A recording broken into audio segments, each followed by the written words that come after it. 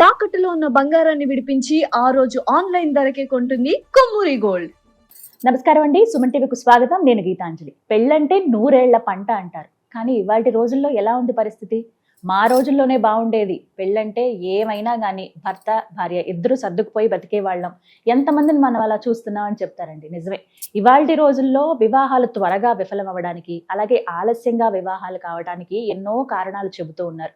ప్రధానంగా జాతకాలు కలవలేదని, ఏవో దోషాలున్నాయని, ఇవి మనం ఎప్పుడు వింటూనే ఉంటాం. ముందుగానే తెలుసుకుంటే మనందరం జాగ్రత్త పడతాం కదా. అలా జాగ్రత్త పడాలి అంటే నిపుణుల సలహా మనకి తప్పనిసరండి. ఇది దృష్టిలో పెట్టుకునే అందరికీ ఉపయోగపడాలనే ఉద్దేశంతోనే ఈ కార్యక్రమం చేస్తున్నాం, ప్రత్యేకించి వివాహాల గురించి. ఎవరికైతే వివాహాలు ఆలస్యం అవుతున్నాయో, కారణాలు తెలియకుండా ఉన్నారో, ఎటువంటి దోషాలు ఉన్నాయో వారికి ప్రత్యేకంగా ఈ వీడియోస్ ద్వారా చక్కటి వివరణ అందించబోతున్నాం. మనకి అందించేది జ్యోతిష్యరత్న జ్యోతిష్య చక్ర వైభవ నిపుణ డాక్టర్ రాళ్లపల్లి రవికుమార్ గురువు గారు. ఇప్పటి వరకు వీరు 5,000 వివాహాలు జరిపించారండి. అంతేకాదు, ఎవరన్నా తీసుకొచ్చి ఒక సంబంధం మా అమ్మాయికి ఒక జాతకం ఇచ్చి వీరికి సంబంధం కుదర్చండి అని అడిగితే ఈ లెక్కన 1,00,000 వివాహ పొంతనలు చేశారు వారు. అంతటి అనుభవం ఉంది 30 ఏళ్లుగా. ఈ 30 ఏళ్లలో ఎంతో మందిని జతపరిచారు. చాలా సంతోషించే విషయం ఏంటంటే వాళ్ళు హ్యాపీగా ఉండడం, వీరికి ఎప్పుడు కృతజ్ఞతగా ఉండడం చూస్తాం. చాలా మంది మాకు ఇలాంటి గురుగారి ద్వారా మాకు జాతకం చెప్పించండి, మా అమ్మాయికి అబ్బాయికి వివాహం ఆలస్యం అవుతుంది, కారణం తెలియట్లేదు, దోషం ఏంటని కొన్ని మెసేజెస్ వచ్చాయండి. అవి నాకు నిజమే అనిపించింది. కరెక్ట్గా చెబితే ఈ ప్రాబ్లం ఉండదు కదా అని మీకోసమే ప్రత్యేకంగా సిరీస్ ఆఫ్ వీడియోస్తో మీ ముందుకు వస్తున్నాం.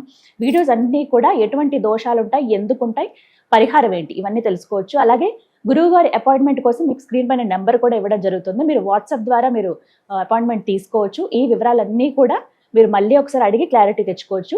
అలాగే నేరుగా గురువు గారిని కలిసే అవకాశం కూడా ఉంటుంది. ఆ వివరాలు కూడా తెలియజేస్తారు. ముందుగా గురుగారితో మాట్లాడదాం. గురుగారు నమస్కారం అండి. శరదిందు సమాకారే పరబ్రహ్మ స్వరూపిణి వాసరా పీఠ నిలయే సరస్వతి నమస్తుతే. సుమన్ టీవీ ప్రేక్షకులకి నమస్కారం. వివాహాల గురించి కానీ ఇది ఒక రికార్డేనండి. ఖచ్చితంగా 1,00,000 పొంతనలు, వివాహ పొంతనలు చేశారు, 5,000 వివాహాలు జరిపించారు. ఎంతటి అనుభవం అంటే మెయిన్ అంటే వివాహ పొంతలు ఏంటంటే ప్రతి ఒక్క జాతకానికి ఏంటంటే అలాగే 27 నక్షత్రాలు ఉంటాయి. కొంతమంది తెలియదు ఈ 27 నక్షత్రాలు ఏదైనా మీ నక్షత్రం ఉందనుకోండి. ఫర్ ఎగ్జాంపుల్ మీది అశ్విని నక్షత్రం అయింది అనుకోండి. ఈ అశ్విని నక్షత్రానికి 27 కలుస్తాయని చాలా మంది అనుకుంటారు. కానీ ప్రతి నక్షత్రానికి ఒక 16 to 17 నక్షత్రాలే కలుస్తాయి. అవే కలుస్తాయి. ఇప్పుడు కలవ నక్షత్రం ఇచ్చినా కూడా అది కలవనట్టే అనమాట.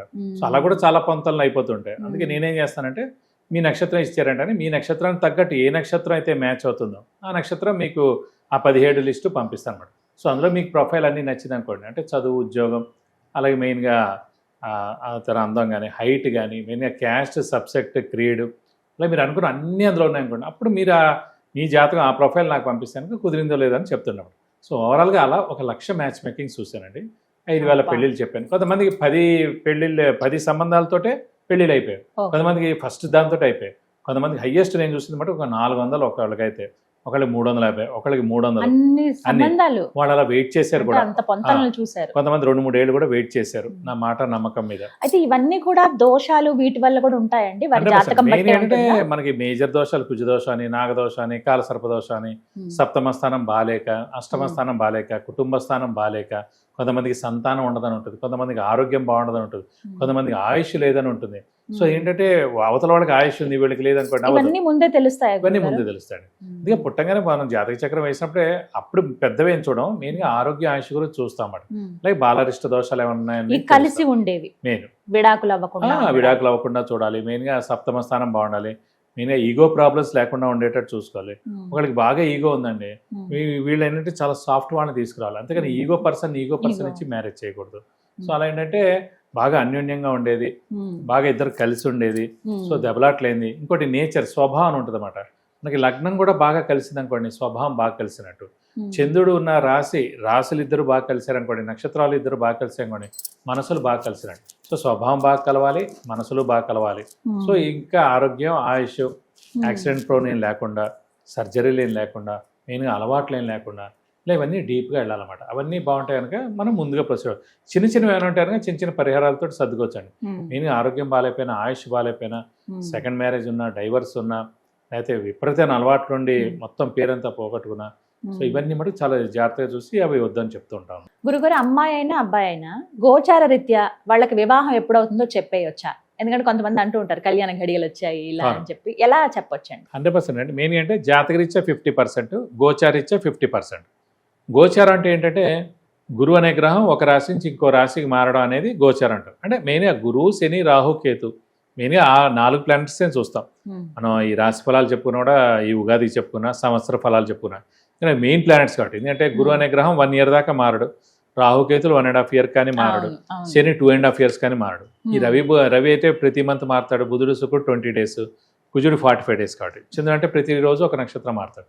సో కానీ ఇవన్నిటికీ శుభాలు చేకూరు. అంటే మీకు ఫస్ట్ ఆఫ్ ఆల్ అంటే మెయిన్గా ఎడ్యుకేషన్ అండి. 10th అనేది అవ్వడం, ఇంటర్ అవ్వడం, ఈ ఎంసెట్ నీటో రాస్తే ఆ ఎగ్జామ్ పాస్ అవ్వడం, ఆ మంచి అడ్మిషన్ సీట్ రావడం, అలాగే ఫస్ట్ ఆఫ్ ఆల్ వివాహం అవడం, ఆ ఇయర్ సంతానం కలగడం, ప్రమోషన్ రావడం, ఫస్ట్ జాబ్ రావడం, ఫారెన్ విజిట్, అసైన్మెంట్స్, ప్రమోషను, గృహ వాహన యోగం రావడం, ఇవన్నీ శుభాలకి గోచారిత్య గురుబలం అనేది ఉంటేనే అవుతాయి, లేకపోతే అవ్వదు. ఎస్పెషల్లీ వివాహం అనేది ఇంకా శుభం కాబట్టి మన రాశి నుంచి 2, 5, 7, 9, 11 స్థానాల్లో గురువు సంచరించినప్పుడు సంవత్సర కాలం పాటు అక్కడ ఉంటారు కాబట్టి ఆ ఇయర్లో వాళ్ళకి వివాహం అవుతుంది. ఉదాహరణకి మీరు అనొచ్చు, గురువు ఎలా మారుతారో మనకి ఎలా తెలుస్తుంది. సో ఎప్పుడైతే పుష్కరాలు స్టార్ట్ అవుతాయో ఆ రోజు నుంచి గురువు ఒక రాశి నుంచి ఇంకో రాశిలోకి మారినట్టండి. సో మనకి 2వ తారీఖు, జూన్ 2వ తారీఖు మారుతున్నాడు. సో అప్పుడు ఏమవుతాడు, మనకి కర్కాటక రాశిలో గురువు ఉచ్చలోకి అక్కడ వస్తాడు. అసలు మామూలుగా గురువుడే బెస్ట్ అన్ని పనులు చేయడానికి, అదేమన్నా ఉచ్చ స్థానంలోకి వస్తున్నాడు అక్కడ. కాబట్టి మనం చూసుకుంటే ఈ ఏడాది జూన్ నుంచి నెక్స్ట్ జూన్ లోపల ఫస్ట్ 2వ స్థానం అనేది మనకి మిథున రాశి నుంచి ద్వితీయ స్థానంలోకి కర్కాటకంలోకి వస్తాడు కాబట్టి గురువు ఈ ఏడాది అంతా బెస్ట్గా ఉంటుంది కాబట్టి వాళ్ళకి వివాహం అవుతుంది ఈ జూన్ నుంచి నెక్స్ట్ జూన్ దాకా. నెక్స్ట్ పంచమ స్థానం అంటే మీన రాశి అవుతుంది. మీన రాశి వారికి కూడా వివాహం ఖచ్చితంగా అవుతుంది ఈ ఏడాది. అలాగే సప్తమ స్థానం అంటే మనకి మకర రాశి వారికి, మకర రాశి వారికి సప్తమ స్థానంలో ఉంటాడు. భాగ్యస్థానం అంటే వృశ్చిక రాశి వారికి, లాభస్థానం అంటే కన్యా రాశి వారికి. ఈ 5 రాశి వాళ్ళకి ప్రతి సంవత్సరం ఏడాది పాటు గురుబలం ఉంటుంది కాబట్టి వాళ్ళకి ఈ సమయంలో వివాహం అవుతుంది. ప్రస్తుతం మటుకు ఈ జూన్ 2వ తారీఖు నుంచి గురువు ఉచ్చలోకి వస్తారు కాబట్టి నెక్స్ట్ జూన్ దాకా మటుకు మిథున రాశి, కన్యా రాశి, వృశ్చిక రాశి, మకర రాశి, మీన రాశి వారికి వివాహానికి అవకాశాలు ఎక్కువగా. సో ఇలా మనం చూసుకోవాలన్నమాట.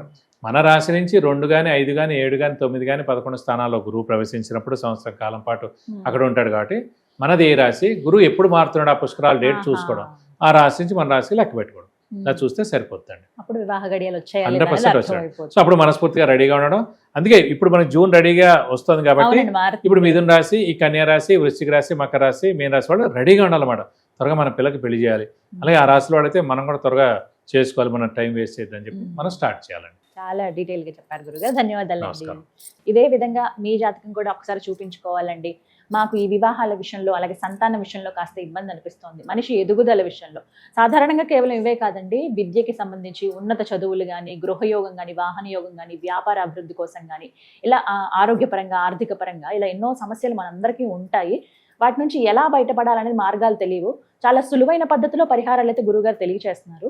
లేదంటే మేము డైరెక్ట్గా మాట్లాడాలనుకుంటున్నాం గురువుగారితో అంటే కనుక మీరు ఒకసారి కాల్ ద్వారా కనెక్ట్ అవ్వచ్చు, కాల్ అపాయింట్మెంట్ తీసుకోవచ్చు. మీరు ముందు వాట్సాప్కి మీ డీటెయిల్స్ పంపించండి, తద్వారా కాల్లో మాట్లాడవచ్చు. లేదా నేరుగా కలుద్దాం అనుకునే వారికి కూడా అపాయింట్మెంట్ ఉంటుందండి. మీరు ముందుగా తెలియజేస్తే టైం అవన్నీ కూడా మీకు తెలియజేయడం జరుగుతుంది. అప్పుడు మీరు గురువుగారిని కలవచ్చు, పూర్తి వివరాలు తెలుసుకోవచ్చు. నమస్కారం.